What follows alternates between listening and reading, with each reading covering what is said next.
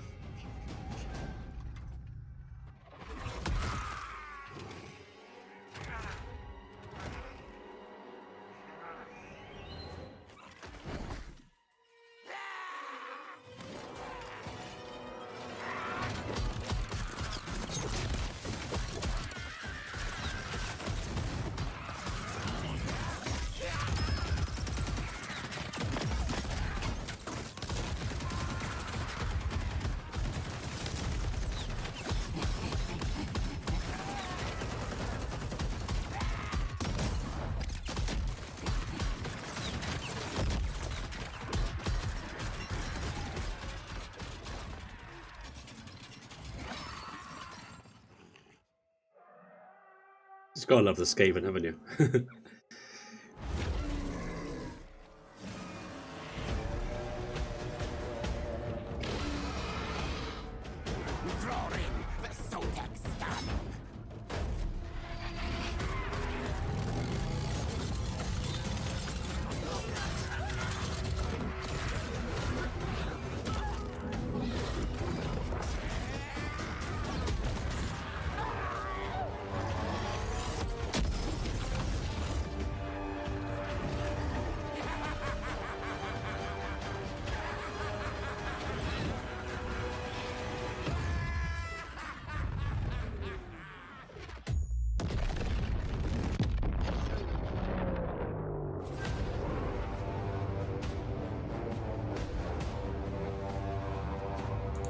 So there we go, guys. That was the trailer right there. First of all, well done to CA. A little bit of praise here.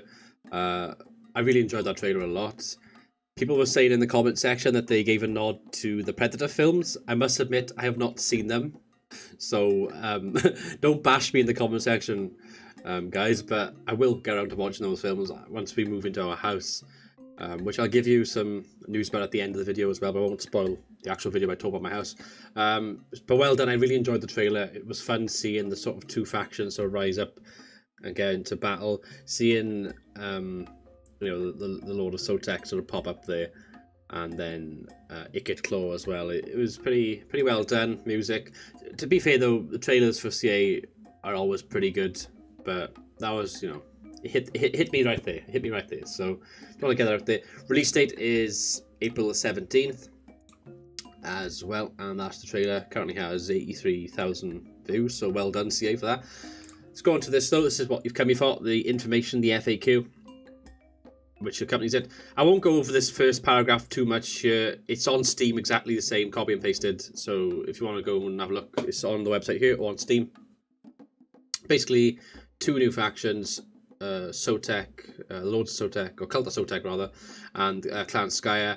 Clan Skya have, where is he by? Ikit Claw, new legendary lord, and then I hope I'm pronouncing this right. I'm probably going to butcher it, but Tehenhoain, the legendary lord of the Lizardmen. So they're the two new ones there. The actual campaign pack itself, so like I said, it's got them. There's two new lord types as well, so there'll be one for each faction. You have a new rat kind of Skaven lord, and then it'll be a new lizardman or, you know, type of lord as well. 9 new battlefield units and variants that include the bullet spewing rattling gun. That sounds amazing, a rattling gun. I love how they name some of these. And fearsome Ripodactyls again.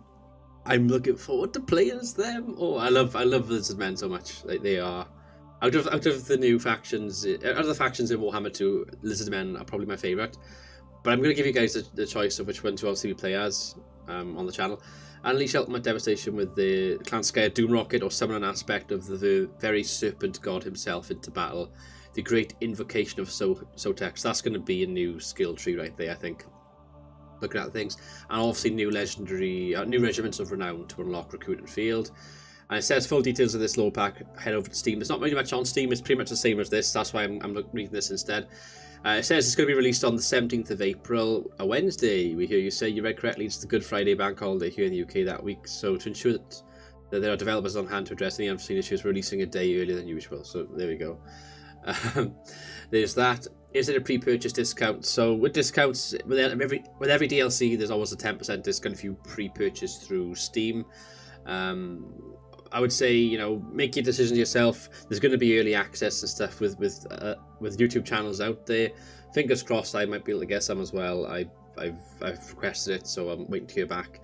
If so, then I will obviously do it myself. But there'll be other channels. Don't worry. You know, and they're going to. I think CA have announced already on their Twitter they're going to be streaming it as well. I think it's the 6th, Saturday the 6th, and Sunday the 7th. They're going to stream some stuff. Then the following week, then they're going to do stuff as well.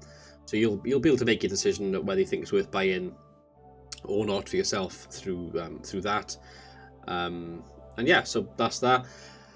Legendary Lords will be fighting for control of Vortex. The same by here that yes, they're going to be Immortal Empires and the Vortex campaigns.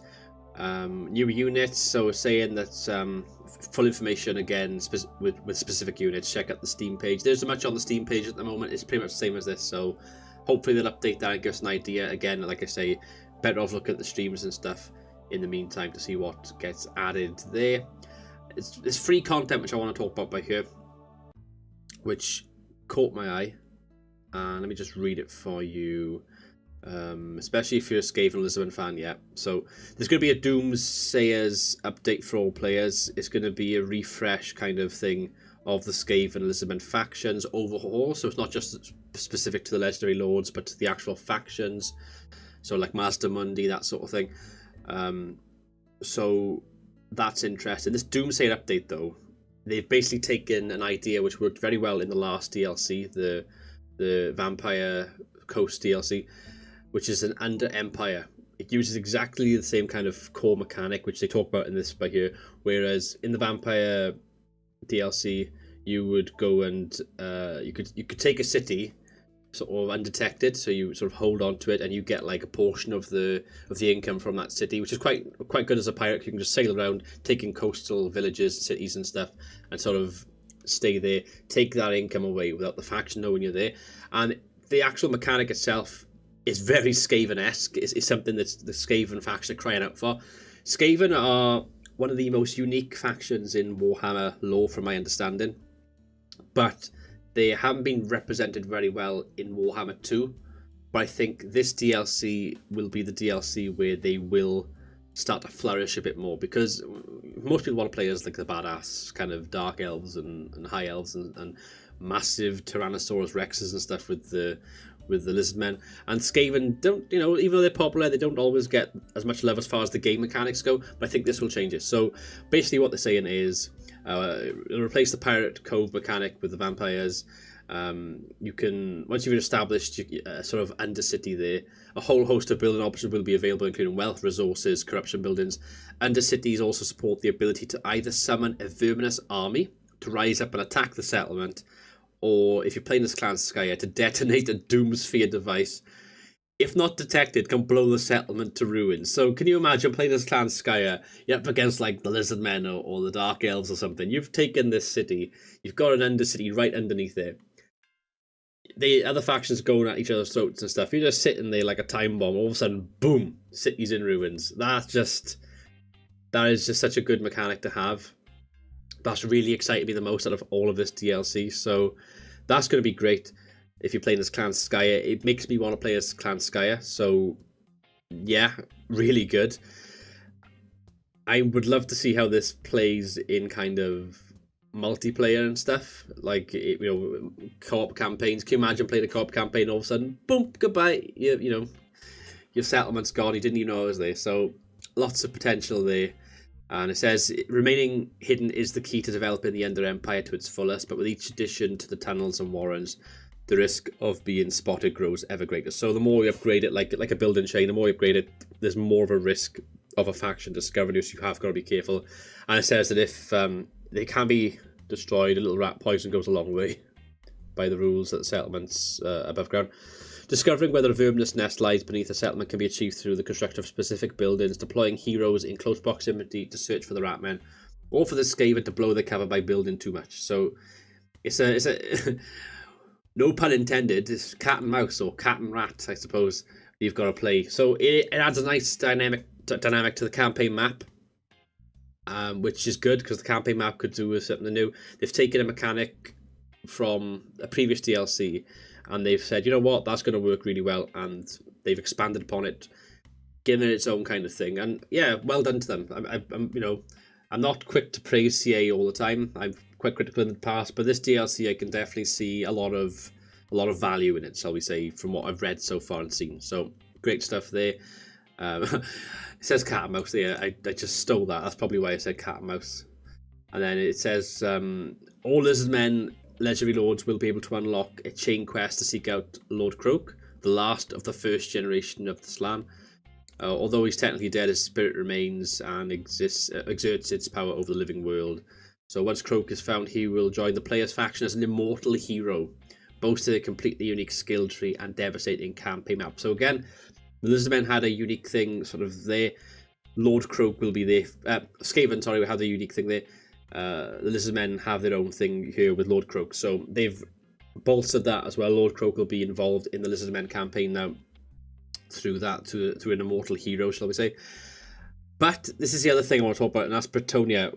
I had a feeling that there was going to be a Bretonnia update. There was, I think, a previous forum thing from a few weeks ago had like a kind of vase or something with like Bretonnian kind of symbols on it. So it looked like Bretonnia was going to get an update. It does need an update, and we are finally going to get it. So basically they're going to introduce a vow system, which will be available to all the Bretonnian legendary lords, prophetesses, and paladins, replacing the existing vow skills.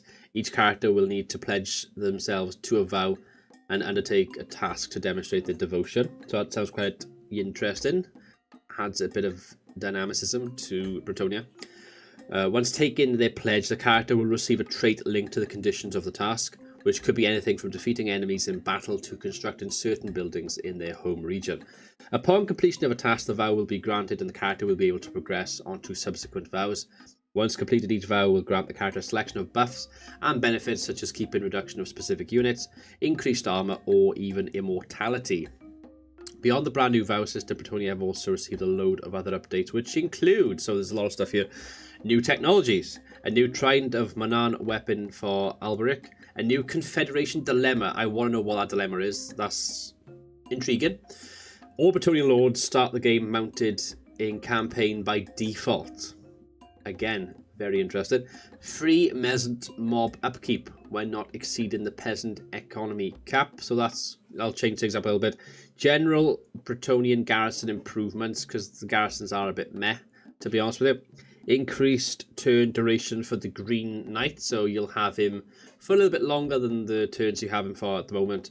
And unlimited Green Knight uses when reaching level 5 of the Chivalry bar. So again, it needed to be looked at. It's been looked at, so well done CA again for trying your best to expand upon Bretonnia and making them much more of an interesting faction overall, and much more enjoyable for all of us players playing the game. So that's the DLC right there, the Prophet and the Warlock plus the Bretonnian free update, available on the 17th of April. So that's that, guys. So I'll just talk briefly about my house situation now and what's going on. So for those who are interested, so basically that same week, the 15th of April, is the week that we're moving into our house, the 15th of April. We will hopefully have internet that day as well. We've been setting up everything else, so we've been setting up like our gas, electric and everything. We've had some issues with the electric and the boiler and stuff, but we're hoping that will all be resolved pretty soon. There's no guarantee that that week, the week of this DLC, I'll be able to play this DLC, because my computer's obviously here at the moment, not over there. and it depends on the internet situation that week. I do have a week off that week, so it might be that I'll have to get videos out later in the week depending on how things go. But I have requested early access from CA, so with a bit of luck they'll grant me early access. I'll be able to get my hands on this. I'll make some videos and backlog them ready for when that week comes out. So that's kind of the plan of what I'm thinking. I will do a proper vlog update video on the house and actually do a house tour once I am able to. There haven't been videos on the channel for a couple of weeks, so I've been full on house mode, so that's why I've had no kind of discussion with it now. But I know some of you are interested, that's why I thought I'd just tag it on to the end of this video as well. Because it does sort of tie into this DLC and my plans for it, so there we are, guys. Anyway, I've been Dragonheart, thank you for watching, take care, see you soon, bye for now.